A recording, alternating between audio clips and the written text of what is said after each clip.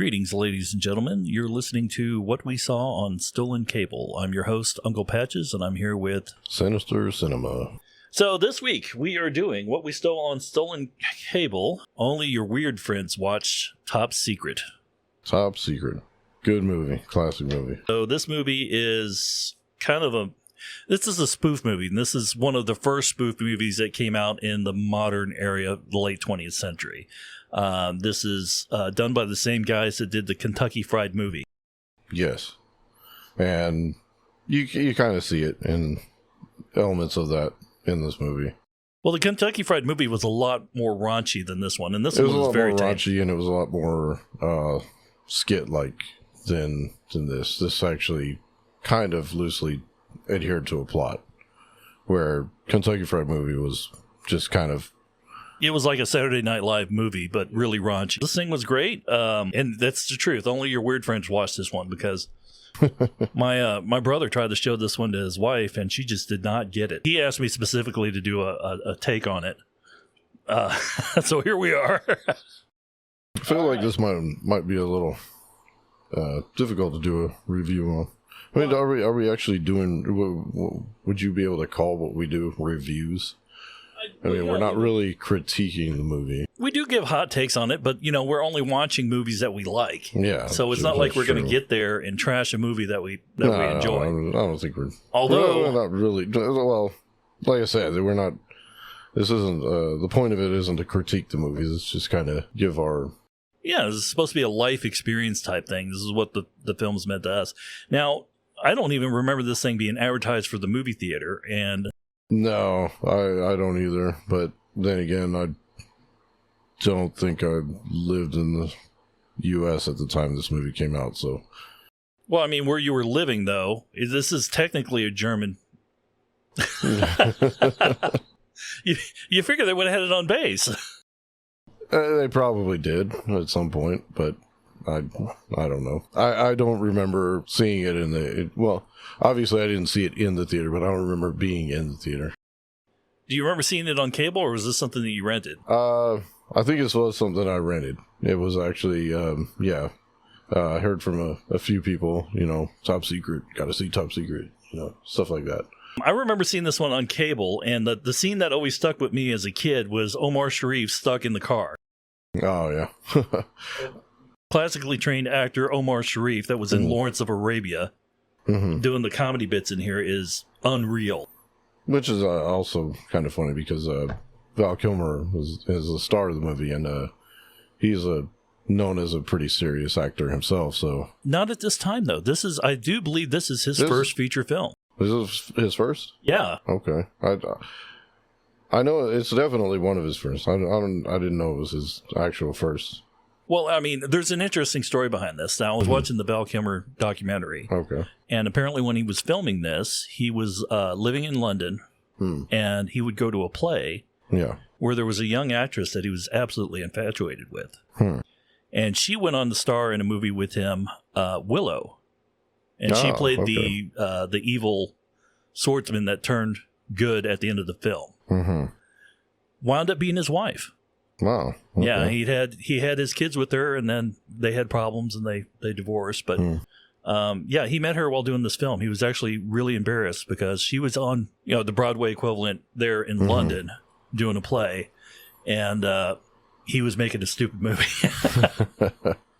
So she was doing something serious, and he was... Yeah, it really ate at him. So. Okay, yeah. Although I could see that, yeah. I don't know why, because he does his own singing in this. This is kind of a half-hearted musical comedy type thing, and he does his own singing in this thing, and his singing in this is phenomenal. Yeah, he did a pretty good job, I think. Yeah, which, he played Jim Morrison later on in his career. Oh, yeah. Probably about, 5-10 years after this? Yeah, about... Jim Morrison from The Doors, of course.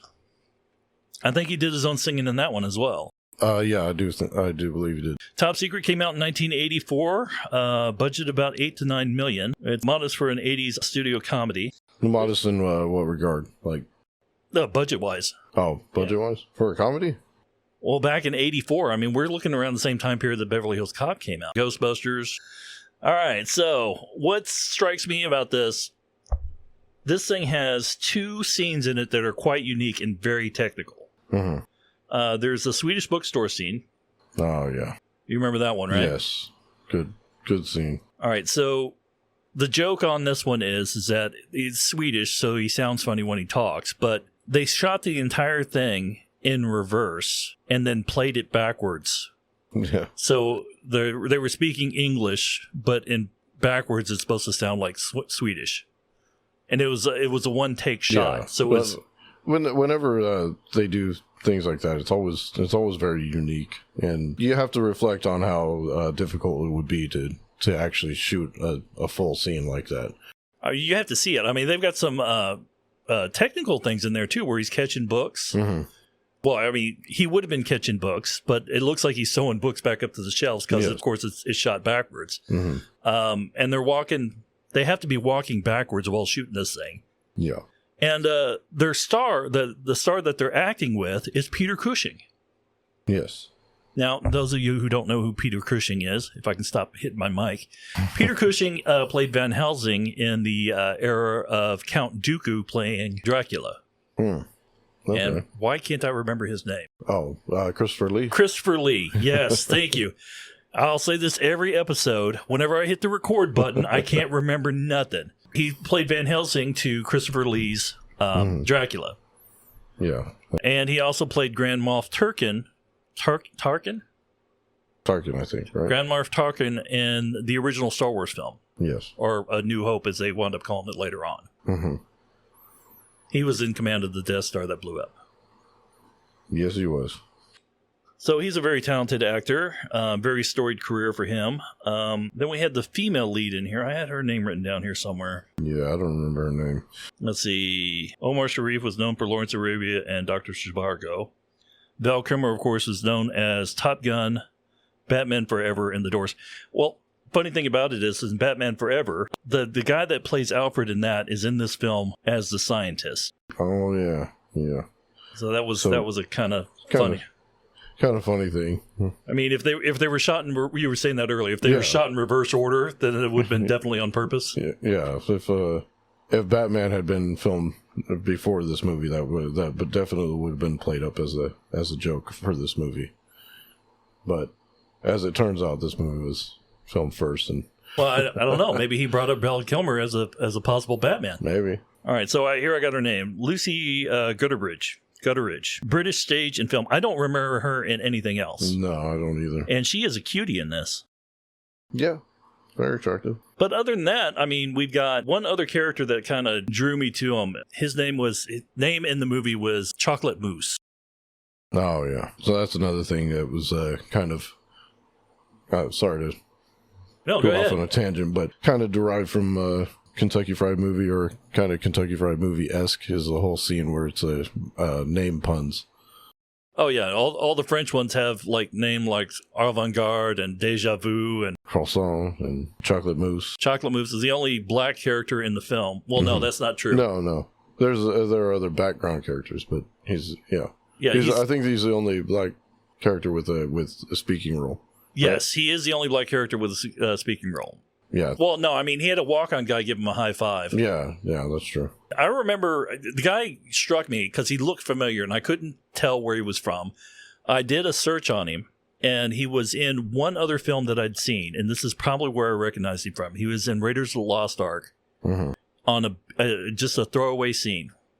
Well, it wasn't a throwaway scene, but his part was just a complete walk on, say a couple of lines, and then walk off. But he was the one that pointed out that Indiana Jones had made it to the sub when talking to the captain of the cargo ship, which is a shame because, for the 2 films that I remember him in, I thought he did really good. I mean, he should have had bigger roles.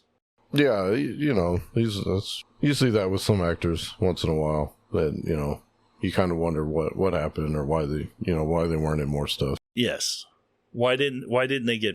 And some people, for some, it's a personal choice. They just didn't really want to pursue a career further. So I've got here the writers and the writers of the film, Jim Abrams, David Zucker, and Jerry Zucker.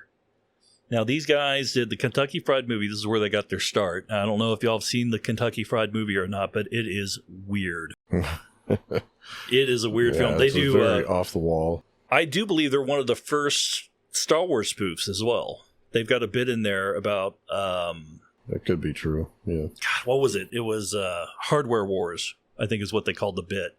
And it was all the ships and stuff were like toasters and blenders and stuff. But no, they did a bit on that. Very raunchy film. There's a lot of nudity in it.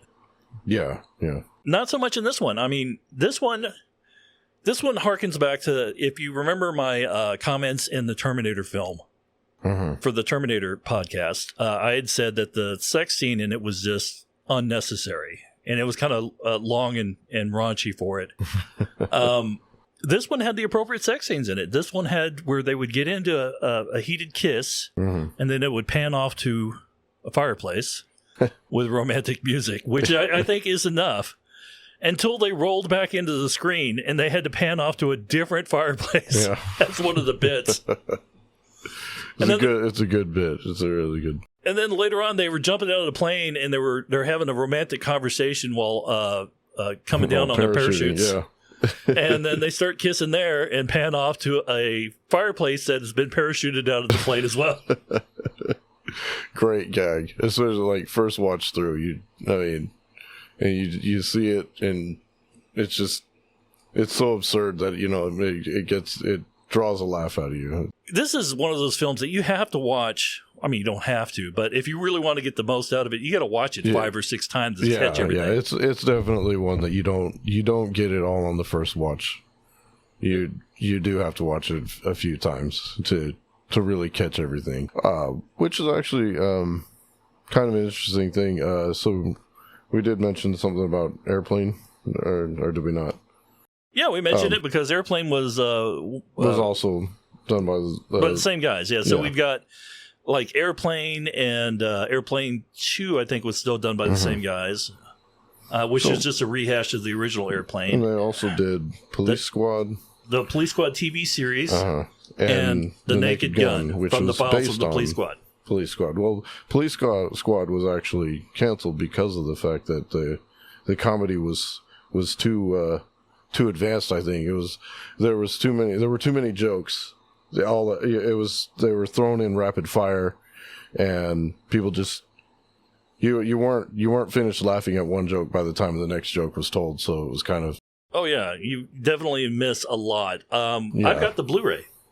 Oh, cool. Of the Police Squad TV series. A little known secret here: these movies, these goofy movies by these guys, are my wife's favorite.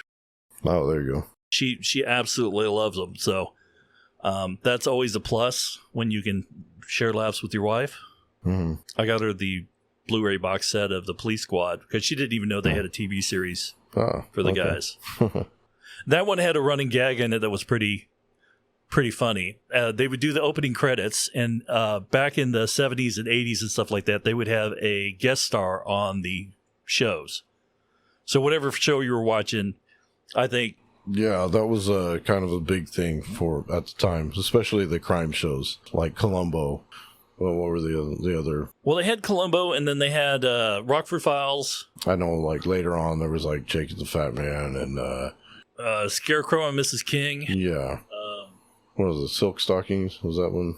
That was kind of sort of a crime mystery type of. I don't what know about Murder She Wrote? Yeah, they had a lot of guest Murder stars. She Wrote? Yeah. A lot of guest stars on that. A lot of guest stars on that. That's kind of a thing for the crime TV genre, is to have famous guest stars on there. Well, I know on Knight Rider they even had Rick James on there. Oh, yeah. But Rick James and Hulk Hogan, and I mean, they had a bunch of guys on the A-Team. Those were fun. But no, in this one they had the guest stars. They would announce them in the opening credits, and it would always be them in a scene. Like I think one time they had William Shatner on there. Yeah. And he was sitting in a restaurant, and somebody comes in and shoots up the restaurant, and he winds up killing him because he was playing T.J. Hooker at the time. Oh, yeah. And then he sits down and finishes his soup, and the soup's been poisoned. No. But that was a running gag. They would have a special guest star on it. They would be in the opening credits, and they would always get killed in the opening credits. No, that's funny. I'll have to go back and watch that show again. It's fun. Yeah. I think, I mean, I remember the Naked Gun movies pretty vividly, but Police Squad, not so much. I think that if I did see any of them, it was bits here and there. It lasted 6 episodes. So, yeah, no, it was on TV for like 6 weeks, and then that was it. They didn't know what to do with it. I don't think they ever really did any reruns of it either. So No. Yeah, so I wouldn't have seen it that way. Although it was remastered for the Blu-ray, it looks beautiful on Blu-ray. You know, you get the old movies and stuff like that. If you get the original DVDs that came out on them before they've been remastered, they look all grainy and stuff like that. Yeah. Or old TV shows and stuff like that. So funny thing, I think Leslie Nielsen actually did a guest spot on Columbo also. Well, if I remember right. Leslie Nielsen wasn't a comedian. Yeah. No, he was a serious actor. He was a serious... He always played a heavy. He always played the... Which is the reason why he transitioned so well to doing the deadpan comedy. Yeah, because you got to do the... That was what made this comedy is you know, this is normal in this world. Yeah. And, well, you know, that brings up another fact. I noticed for these guys, the more the movies that they did, a lot of times the silliness didn't carry over as much. So you had the Kentucky Fried Movie where it was completely... Everybody was in on the joke. I guess... Zany would be a good word to use to describe it. Yeah, but when they moved into the Police Squad films, it was like Frank Drebin and the people around him were all the crazy stuff was going on. Yeah. But whenever you got into somebody important, it was all business. They could see the silliness, which kind of, That was a good gag from The Naked Gun was, you know, in the opening scene, everything's on fire and, you know, people running around and panicking, screaming. Frank Drebin is out there. Like, oh, calm down. There's nothing to see here. Everything's fine. Yeah. Did you see the remake? Yes, I did. What's his name? It's actually pretty good. You'll never top the original movies, but, you know, they did a good job, I think. I mean, they had, God, what's his name? Who played Frank Drebin Jr. in that one? It was, I can see his face. Now you're getting me on this. It's right there at the tip of my thumb. Liam Neeson. Liam Neeson, yes. Okay. So he plays Frank Drebin Jr. in that one. Yeah. And the bit that got me in that one was the coffee cups. Oh, yeah. They're always drinking coffee. They're always putting coffee cups down. And whenever they do a set of coffee cup down, there's coffee cups all over the place. He's driving down the road. Somebody hands him a coffee cup. He also eats chili dogs constantly too, right? Oh, did I miss that bit? Oh my God. I've only seen it once, so I wasn't able to catch all the bits out of it. But you know what my favorite part was in the original one? And it's just a silly gag. They got a woman in a dress, and they're at a bookstore or something like that, and she is up at the top of the ladder. Oh, yeah. Getting something up off the top. And Frank walks up to her and says, "Hey, nice beaver," because he's looking up at her in her dress and everything like that. And she goes, "Thanks, I just had it stuffed." And she hands down a stuffed beaver to him. Kids, if you don't know what that means, it's time to go to bed. But they had, I thought for the longest time that they had that bit in this movie too, but they didn't. Now we watched it here just a little bit ago. Yeah. So what was your favorite bit from this film? Well, I don't know. There's so much to say. Okay, so the opening scene, they do the skeet surfing, which is kind of a big spoof of Beach Boys. And I just thought it was interesting the amount of talent it would take to actually do that, because it takes a pretty good amount of coordination and everything to surf in general. We shot skeet before, and it's not as easy as it looks. No, no. Well, I mean, we were spoiled with the Beverly Hillbillies. You sit there, you watch it, and they're just knocking out all the skeet, and they're doing it with rifles and not shotguns. Kids, if you don't know what the Beverly Hillbillies are, you probably need to go to bed. That was actually before our time as well, but we did catch it in reruns. Oh, yeah. Reruns were big back in the day. We didn't have streaming services. We had to catch whatever was on at the time. That was another cable thing. Yeah. But no, skeet shooting, the stuntmen did awesome job for that because it's all practical effects. There's no CGI or anything. Mm-hmm. And these guys are out there on the waves and they're standing up on their surfboards and they're aiming out and firing these shotguns on the ocean. Mm-hmm. And, you know, I was watching it and I was thinking, it'd been a while since I'd seen the movie. And I was thinking, man, I think the major drawback of that would be is that they're actually shooting back in to the surf there, to the beach. There's people on the beach. And I was like... And, of course, they do play that up in the... Oh, yeah, somebody... There's people being shot out of the sky. There's... I think at the end, somebody shoots down an airplane. And funny bit. That's a funny gag. There was a bunch of gags in that, in just that one opening sequence. I mean, they did the bit where there's couples all over the beach, and they're all making out and stuff. And the guys that are doing the skeet surfing run out with their shotguns and their surfboards, and all the girls get up from their boyfriends to chase the guys with the surfboards and the shotguns. Then they had another one where they were running into the water, and somebody's grandma was there with a shotgun. And she's running with the crowd. It's pretty classic, good stuff. But I always thought that was kind of interesting about the amount of talent it would take to actually skeet to pull surf. that off. Yeah, if that was actually a thing. Yeah. Thank God it's not. Val Kilmer did his own singing on that, and that's amazing because he did a really good job. He did very Elvis-esque. Kids, if you don't know who Elvis is, it's time to go to bed. Another guy who was before our time as well, but very influential. He influenced most of the music that we ended up getting into. He was the king. Yeah, most music in general is inspired by Elvis or the Beatles. We'll have to do Bubba Hotep. Oh yeah, definitely. At some point. Hey, I got an Elvis story. Okay. So I was at work and something came up when we were talking, and I was brought it up to some ladies that was there, just coffee talk. Yeah. And I was like, hey, did y'all hear that they stopped the search for Elvis Presley?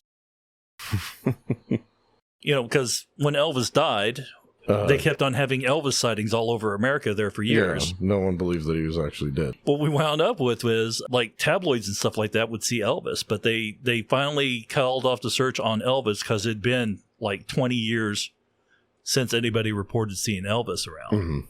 And I told them that, they were older ladies and stuff, and they looked at each other and they're just like, oh, do you remember Elvis? And I saw these old ladies turn into little girls, little teenage girls, moony-eyed over Elvis Presley. It was a beautiful moment. It's something I never thought I'd see out of those people. So there's a little known fact about Elvis, that he was actually a twin. Did you know that? I think I heard something like his twin supposedly died at birth. Funny thing, I was kind of toying with the idea that possibly that's the reason why there were all of these Elvis sightings after he died, is that maybe his twin had actually survived, and there's a possibility that they both were playing the role of Elvis. Like the one guy was the performer, and he was the one that did all the stuff on stage, and then the other guy was the shy boy next door that did the interviews. So that's why he always had that kind of double split personality type of thing. The funny thing, the twin, being since he's not the performer, he is the one that's sitting at home getting fat and out of shape. So the performer, being since he has to look the same, starts to get himself out of shape, but being since he's used to being healthy, that's what ends up killing him. You need to write that movie. The funny thing, though, I actually found out that they did a whole rumor about Avril Lavigne dying, and it's almost the same story. What was the story about Paul McCartney? Was it Paul McCartney that died? Yeah, supposedly he died in a car wreck while they were recording, is it I Am the Walrus? It was the album that I Am the Walrus was on. Oh, God. What was that, Sgt. Pepper's? Magical Mystery Tour. That wasn't the Sgt. Pepper's tour? Sgt. Pepper came out after that. That's the reason. So Sgt. Pepper was the first album supposedly with the new Paul McCartney. And that was the one with all the clues about him. Him being dead, yeah. I heard there was an interview that Rolling Stone did with John Lennon. It was, I think, his last interview before he was murdered. And one of the things that he says in the interview is that they had fired their manager, or their manager had quit, or something like that. And Paul actually took up the role of being the manager, and that's when he stopped being kind of one of the boys. He was now like the boss, and I think that's where the Paul as an outsider thing actually came in for the band. It wasn't like, oh, they were hiding it in because he took on a manager role. Yeah, that's just my own headcanon. No, like nobody else has. I haven't heard that from anyone else. That is the most accurate depiction of probably what could have happened. Yeah, so I think that's the reason why he was always the odd man out in all the pictures and everything from then on. Well, who was barefoot in the Abbey Road photo? That was Paul. Paul. So supposedly he was barefoot because he was the one that was dead. Yeah. Why would a corpse need shoes or something like that? That's George. I think was the pallbearer or the grave digger because he was in like regular clothes. Can't remember who. I think John was in a suit, if I remember right. I'll have to look at the album cover again. So I've got it. When my dad died, he left 2 copies of that album in his collection. One that he completely wore out, and then the one that he bought to replace it. If anybody's wondering what's going on with this, why this is so prevalent to this particular film, because the mania surrounding Elvis Presley and the Beatles is depicted in this film when Nick Rivers goes in and sings. That's Val Kilmer's character goes in and sings his songs for the masses. So yeah, the women in the audience are going crazy. Oh, and if you ever look at the old videos of Elvis and the Beatles, that's the crowd. You know, whenever they pan over to the crowd, the women are just losing their minds. It's crazy how popular they were. I don't think I've ever personally seen an audience go that crazy over anyone. No, you don't see that nowadays. I mean, well, Taylor Swift maybe. Maybe, but I mean, even then, I don't think the craze behind. Oh yeah, I mean, is nearly. There are women passing out in the. Yeah, I say women. They're not women. They were little teenage girls. They were little, mostly, yeah. You know, and they're all moony-eyed and crying and all ecstatic to be there. It's a mania that you just don't see nowadays. They say that, you know, Taylor Swift has so many album sales or something like that, but, you know, of course, this is all with internet and with digital, this and that. So, you know, I think that if you would have taken back, you know, if the album sales and everything were the same for the Beatles and for Elvis, I think that it would be astronomical. Those album sales would be, you know. Well, I mean, if they had never existed and they came out now, yeah, the world wouldn't know what to do with them because there was so much talent there that you. Oh yeah. I'm not saying Taylor Swift isn't talented. I'm just saying that the people around her aren't as talented as that she could be. Yeah. Does that make sense? Makes sense to me. I mean, she's a phenomenal singer. She gets the crowd up and everything like that. But when it came to the Beatles, those guys know how to put an album together. Oh, yeah. They were, like, every single one of them was a very accomplished musician, and they all have writing credit on at least some regard on all their albums. Even when the band broke up, every single one of the members went on to do gold records on their own. Yes. We need a boomer in here to talk about the Beatles. This is stuff that I learned from my dad. How about you? Yeah, same. So you know, that and just doing my own research as well. So, but maybe we should pan back to the film. All right, so yeah, we're going really off on tangents on this one. So. All right. So what we got here is this is an 80s film. This is kind of like a spy drama. Well, it's a spoof of a spy drama. Yeah. And in the 80s, I think we brought it up in one of our other podcasts, the spy films all had Cold War themes because, you know, Cold War was all the rage back in the 80s. Yeah, it was a big thing. There was always the threat of nuclear war or things like that. Well, this one takes place in Eastern Germany because after World War II, Germany got carved up into the Eastern and the Western half. Yeah, Germany kind of was the starting point of both world wars, World War I and II. So after the Second World War, the rest of the world said, yeah, you guys aren't allowed to be a country anymore, so we're going to split you in half. Well, sort of in half. I think that was more of the Russians' idea. They didn't want to give up any land that they'd conquered while going after the Germans. It's a good joke, though. Yes. It's kind of derived from something that Norm Macdonald had said. So You know.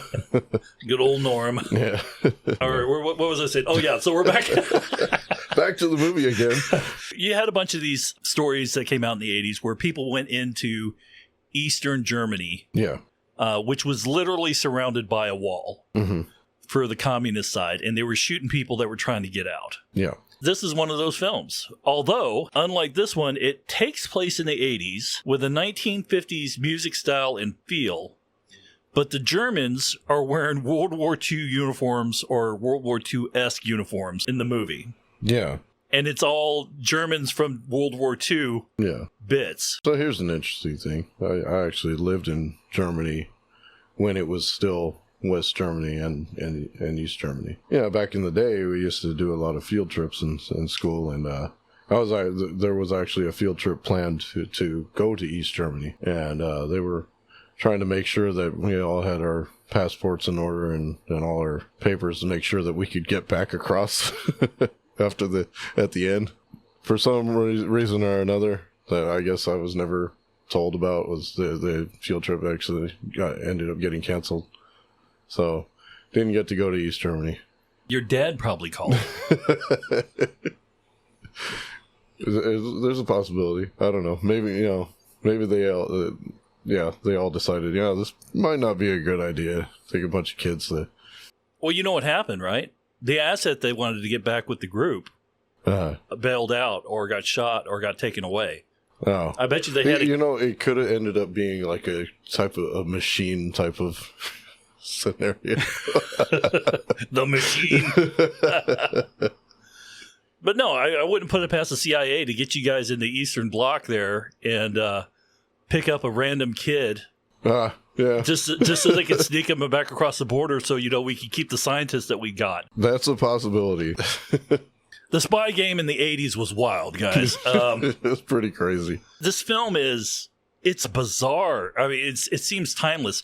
And I remember something I've seen here recently. It was an Australian comedy called Danger 5.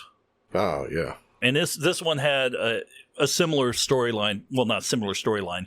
It was supposed to be World War II, but it was 1960s styling.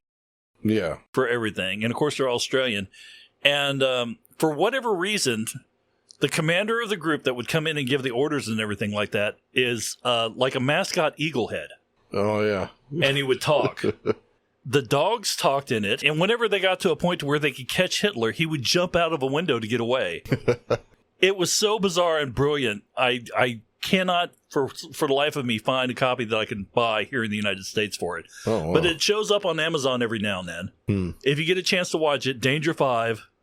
Yeah, it is really funny. You might need a drink or two just to take it in. No, it was great. Yeah. But no, yeah, this one. So back to the film again. I mean, what else is there to say about it? It's one of those movies where you can't really describe it. You kind of have to see it. Well, they spoof a lot of stuff in here because the bit with Omar Sharif that I always remembered, that was a spoof off of Goldfinger. Where they took. So they have a whole scene spoofing ballroom dancing as well. So yeah. Yes. Yes. That was God.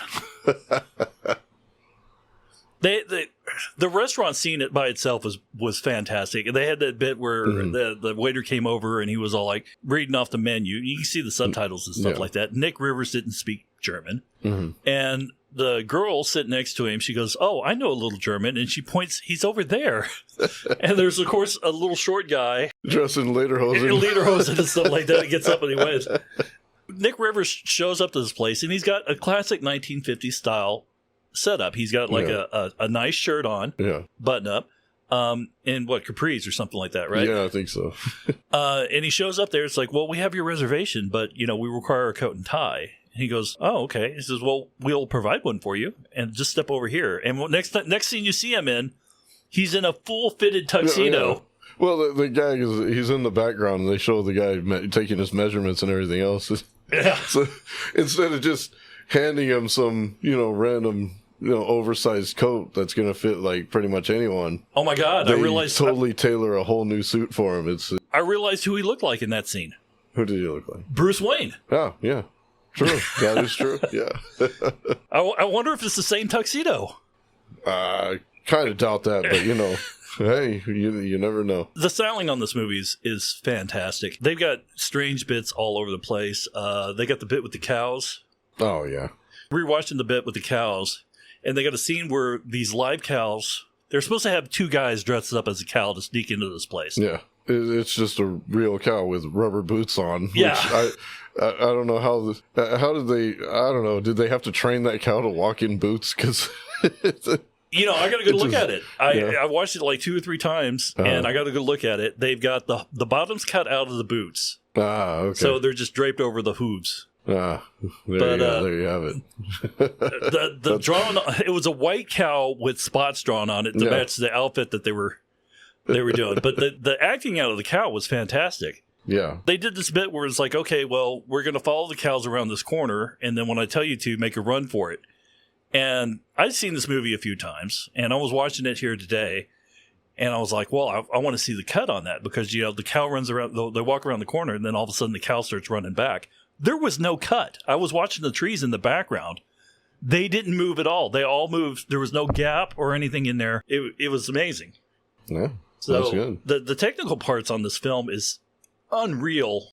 Yeah. This is classic movie magic. Shooting the scene backwards, all the other stuff. Well, the other technical one they did was that they did an underwater bar fight. Oh, yeah. That was good. That was really good.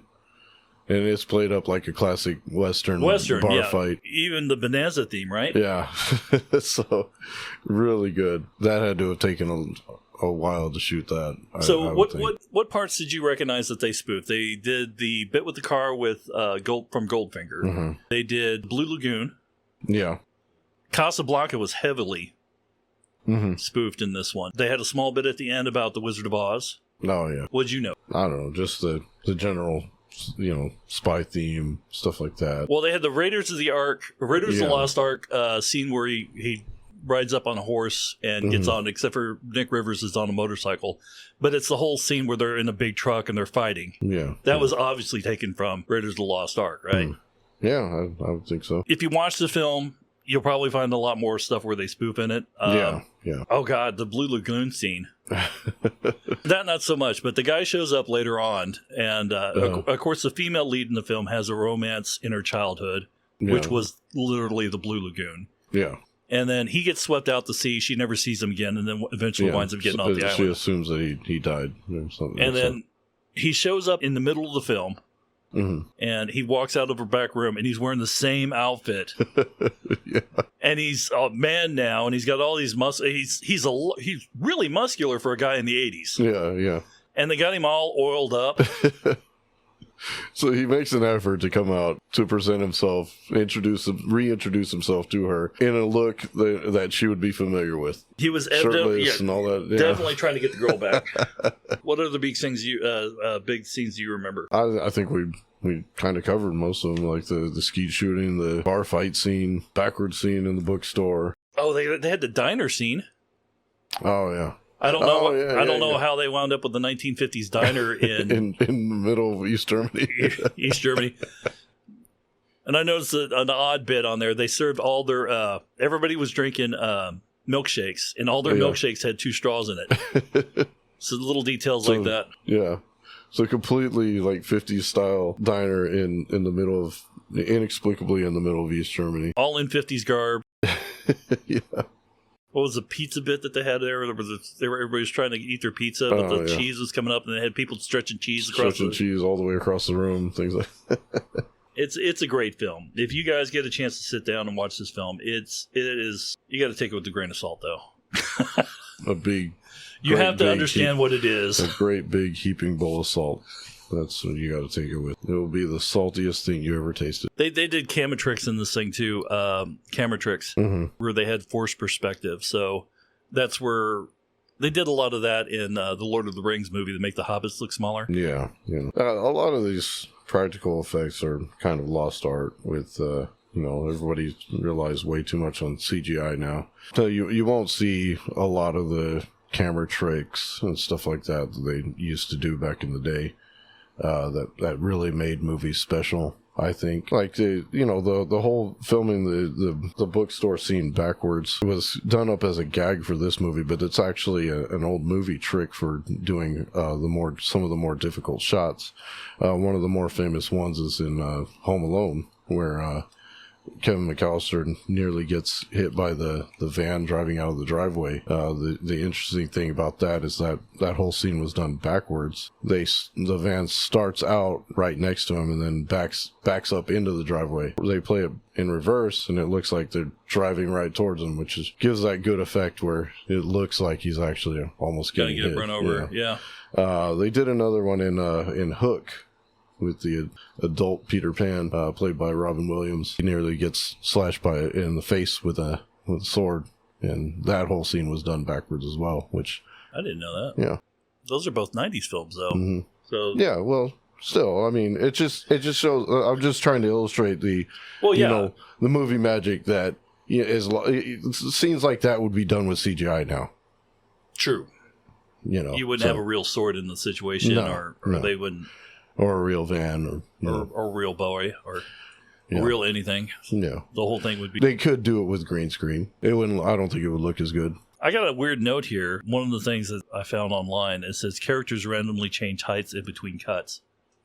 Yeah. I did not notice that at all, and I've watched it. There are so many sight gags in this movie. Like we were saying before, it's a movie you got to watch a few times to kind of catch everything. Another one that got listed down here: German signs translate to nonsense. Hey, some of the German is actually accurate, but most of it's also nonsense, or at least it's just they're just saying words. They're not really saying anything. Oh God, but they had that one Nazi joke in there that was at the beginning, and it seemed like it was evidently a Nazi joke.